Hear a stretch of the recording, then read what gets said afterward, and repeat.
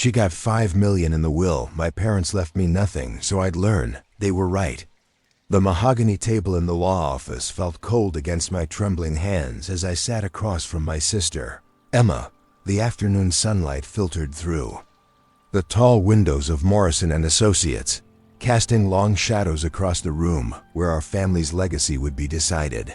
Mr. Morrison, our family lawyer for over 20 years, adjusted his reading glasses and cleared his throat before opening the leather-bound document that would change everything. My parents had been gone for 3 weeks. 3 weeks since the car accident that took them both on a rainy Tuesday evening as they drove home from their favorite restaurant. 3 weeks of funeral arrangements, condolences, and the strange emptiness that follows when the people who shaped your entire world are suddenly gone forever. Emma and I had never been close. She was the golden child, the one who married young, had children early, and seemed to float through life with an ease that I both envied and resented. While she played the role of the perfect daughter, attending every family gathering with her picture-perfect family, I had chosen a different path. I worked long hours at a marketing firm in downtown Chicago, lived in a studio apartment, and had always been fiercely independent, perhaps too independent for my parents' comfort. As Mr. Morrison began reading, I felt confident about what was coming. My parents had always been fair people, and surely they would have divided their considerable estate equally between their 2 daughters. Dad had built a successful construction company from nothing, and Mom had been a savvy investor who turned their modest savings into a substantial portfolio. Together, they had accumulated what I estimated to be around $10 million in assets. But the words that came from Mr. Morrison's mouth shattered my expectations, like glass against concrete. To my daughter Emma, I leave the sum of $5 million, the family home in Lake Forest, and all remaining assets not otherwise specified in this will. My heart stopped. $5 million, the house, everything else.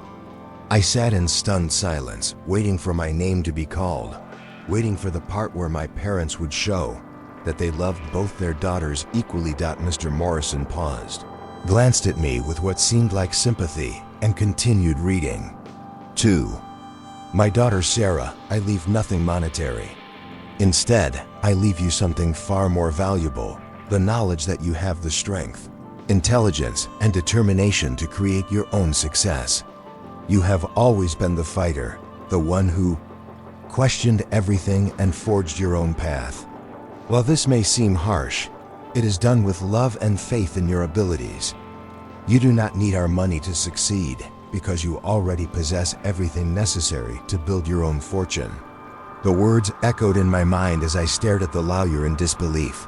Nothing. They left me nothing. Not even a token amount or a piece of jewelry with sentimental value. Just words about strength and determination that felt like empty consolation prizes. Emma's face had gone pale, her hands clasped tightly in her lap. She looked as shocked as I felt, though for different reasons. She had just inherited $5 million, and I could see the guilt beginning to creep across her features. Mr. Morrison continued reading, but I barely heard the rest. Something about trust funds for Emma's children, charitable donations, and final wishes. All I could think about was the profound sense of rejection washing over me. Had my parents really believed that I was so capable that I didn't need their help? Or had they simply loved Emma more? After the reading, Emma tried to approach me in the parking lot, but I couldn't face her. I couldn't face her apologies or her offers to share the inheritance. The thought of her pity was unbearable. I drove home to my small apartment in a daze, replaying every family dinner, every conversation, every moment when I might have unknowingly pushed my parents away. That night, I sat on my couch with a glass of wine, staring at the letter Mr. Morrison had handed me, a personal note from my parents. My hands shook as I opened it. Dear Sarah, if you're reading this, then you know about our decision. We know you're hurt, angry, and probably questioning our love for you. But please understand that this choice comes from a place of deep love. and respect for who you are. Emma has always needed security, structure, and support. You have always been our warrior, our independent spirit who challenges everything and everyone. We have watched you overcome obstacles that would have crushed others, and we have seen you build something from nothing time and time again. Don't need our money because you are capable of creating your own empire. We believe in you in ways we never believed in ourselves. This is not punishment, this is freedom. Freedom to prove to yourself what we have always known, that you are extraordinary. I read the letter 3 times before the tears came. Anger, hurt, and a deep sense of abandonment washed over me in waves. How could they claim to love me while leaving me with nothing? How could they burden me with their expectations while giving Emma a safety net worth millions? The next few days were a blur of emotions. I called in sick to work, something I had never done in my 5 years at the company. I ignored Emma's calls and texts, unable to face her newfound wealth or her sympathy. I wandered through my apartment, like a ghost, questioning everything I thought I knew about my family and my place in it. But slowly, something began to shift inside me. Maybe it was the years of therapy I had undergone to deal with my perfectionist tendencies, or maybe it was simply the survival instinct that my parents had apparently seen in me. I started to analyze my situation with the same strategic thinking I used at work. I was 28 years old, healthy, educated, and employed. I had no debt, thanks to scholarships and my own hard work. I lived below my means and had managed to save $30,000 over the years. Most importantly, I had something Emma had never needed to develop: the ability to create opportunities from nothing. The idea came to me on a Thursday morning as I sat in my favorite coffee shop, watching the owner interact with customers. She was a middle-aged woman named Rosa who had started this place 5 years ago with nothing but a dream and a small loan. Now she employed 12 people and was opening a second location across town. If Rosa could do it, why couldn't I? I spent the next week researching, planning, and dreaming. I had always been fascinated by the intersection of technology and small business, and I had noticed a gap in the market for a digital platform that could help local businesses manage their online presence more effectively. It was ambitious, risky, and exactly the kind of challenge that used to excite me before grief and resentment had clouded my judgment. 3 months after the reading of the will, I made a decision that would define the rest of my life. I quit my job, cashed out my savings, and began working 18-hour days to build something from scratch. I rented a small office space in an up-and-coming neighborhood, hired a freelance programmer with my limited funds, and started cold calling local businesses to test my concept. The first 6 months were brutal. I lived on instant noodles and coffee, slept on a mattress on the floor of my office, and faced rejection after rejection. There were nights when I stared at my phone, Emma's number highlighted, wondering if I should swallow my pride and ask for help. But each time I remembered my parents' words, "You are our warrior, and warriors don't quit." 2 years after the reading of the will, I stood in the conference room of my own company, looking out at the Chicago skyline through floor-to-ceiling windows. Connect Local, my digital platform for small businesses, had just closed a second round of funding worth $3 million.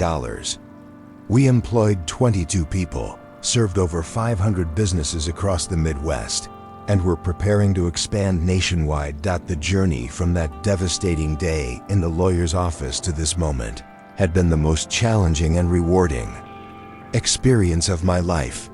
Every obstacle had become a stepping stone, every rejection a lesson in resilience, and every small victory a building block towards something greater. The turning point had come during my first year of business when I landed a contract with a regional restaurant chain. The owner, a tough woman named Maria, who had immigrated from Mexico with nothing but determination, saw something in me that reminded her of her younger self. She not only became my client but also my mentor, teaching me about cash flow, customer service, and the delicate balance between ambition and sustainability. Through Maria, I met other entrepreneurs who had built their businesses from the ground up. They formed an unofficial support network that sustained me through the darkest moments of doubt. I learned that my parents' decision, while painful, had forced me to develop relationships and skills that no amount of inherited money could have. Provided that the success of Connect Local wasn't just measured in revenue or employees. It was measured in the restaurants that doubled their customer base, the boutiques that expanded to online sales, and the service providers who could finally compete with larger corporations. I had created something that mattered, something that made a real difference in people's lives. But perhaps the most profound transformation was in my relationship with Emma. As my business grew, so did my understanding of what our parents had really given us. Emma had received financial security, but she had also received the burden of managing inherited wealth without the skills to grow it. She had made some poor investment decisions, struggled with the guilt of her unearned fortune, and found herself questioning whether people loved her for who she was or what she had. When I finally answered one of her calls, 18 months after the will reading, I heard something in her voice that I had never noticed before: envy. She envied my purpose, my independence, and the satisfaction I derived from building something with my own hands. "I've been thinking about what Mom and Dad did," she said during our first real conversation in almost 2 years. "I think they knew us better than we knew ourselves. I've had all this money, and I don't know what to do with it. I'm scared to invest it, scared to spend it, scared to lose it. But you ... You've built something amazing. You've become everything they said you could be." That conversation led to a reconciliation that transformed our relationship. Emma became one of my first investors, not out of pity or guilt, but because she believed in what I was building. More importantly, she asked me to help her learn how to manage her inheritance more effectively. She wanted to understand the value of money earned through effort, not just received through luck of birth. As Connect Local continued to grow, I found myself thinking often about my parents and their impossible decision. They had known that giving me money would have been the easy path, both for them and for me. But they had chosen the harder path, the one that required faith in my abilities and acceptance of my anger. They had been right about Emma needing security, but they had also been right about me needing challenge. The inheritance I had received, resilience, determination, and the ability to create value from nothing, had proven far more valuable than any sum of money. By the 3rd anniversary of their deaths, Connect Local had been acquired by a major tech company for $12 million. I had become wealthy not through inheritance, but through innovation, hard work, and the countless lessons learned from failure and perseverance. The day the acquisition was announced, I visited my parents' graves for the first time since the funeral. I brought flowers, not out of obligation, but out of gratitude. I told them about the company, about the people I had helped, and about the woman I had become through the journey they had forced me to take. "You were right," I whispered to the headstones. "You were right about everything." Standing there in the quiet cemetery, I understood that my parents' greatest gift hadn't been the money they withheld. It had been their unwavering belief in my potential. They had seen something in me that I couldn't see in myself, and they had been willing to risk my temporary hatred to give me the chance to discover it. Emma joined me at the cemetery that day, bringing her own flowers and her own gratitude. She had used her inheritance to start a foundation focused on financial literacy for young women, combining her security with purpose she had learned from watching my journey. "They knew exactly what they were doing," she said as we stood together. In the fading afternoon light, "They did," I agreed. "And I'm finally grateful for it." The hardest lesson I had learned was that love sometimes looks like cruelty, and that the greatest gifts often come disguised as the greatest challenges. My parents had given me something more valuable than money. They had given me the opportunity to become the person I was meant to be.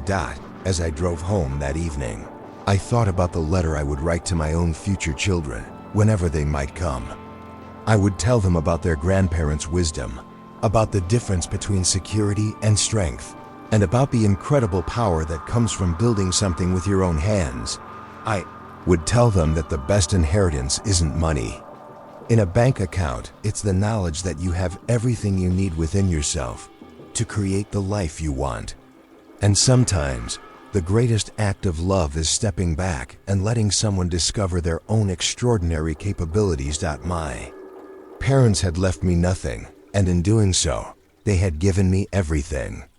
Thank you for watching this story unfold with us here on M&A The Story Unfolds. If you enjoyed it, don't forget to subscribe to the channel and turn on the notification bell so you never miss a new tale. We'd love to know where you're watching. Leave a comment below and tell us what part of the world you're joining us from. Your support means everything. See you in the next story.